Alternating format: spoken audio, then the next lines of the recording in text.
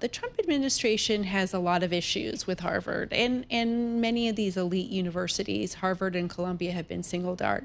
Harvard is the richest and the oldest university in America, so it has a particular status. But the administration has outlined several things.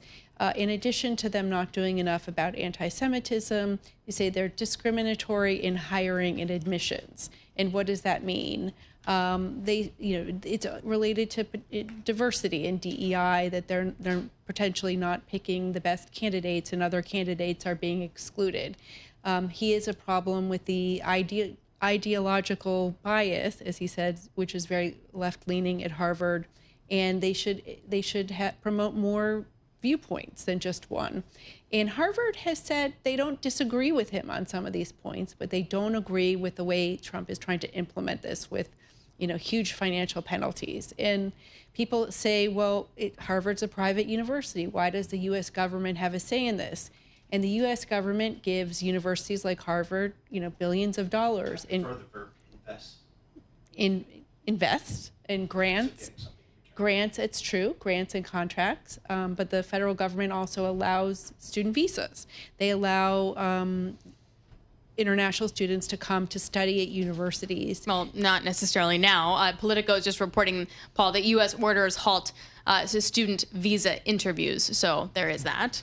Well, okay. So student visas are regulated, through the U.S. government, and Harvard has almost 7,000 international students. If you look at the international community in total, it's more like 10,000 people, which doesn't, the lower number doesn't include people who are here for fellowships or doing research and their families. And international students typically pay the full price. So there's more than 1 million of them in the U.S., and it's really propped up a lot of universities, including Harvard. What's the legal path that Harvard has taken here?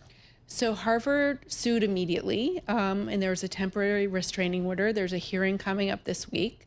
But procedurally, that we'll see what happens. But if you're an international student and you're thinking, well, it's been my dream to come to Harvard. Should I go? I'm going to do a program for 2 years or an undergrad for 4 years, but maybe I'm not going to complete it. It's introducing a huge amount of uncertainty in this calculation for students.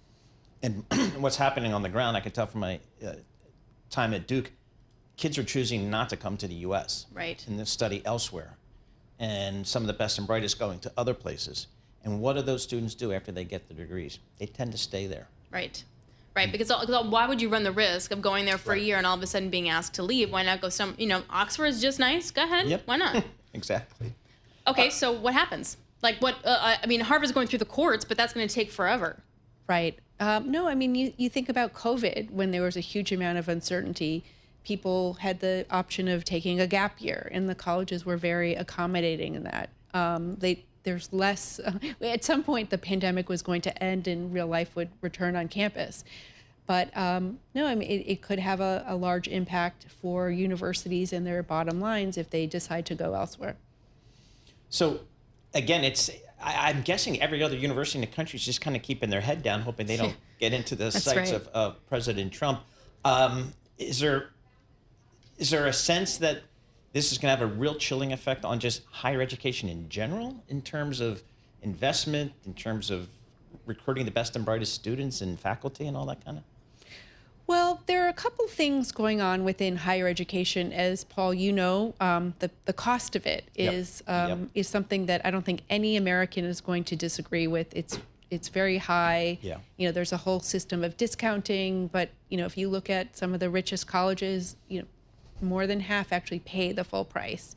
Why is a year at, say, Harvard Law School $120,000?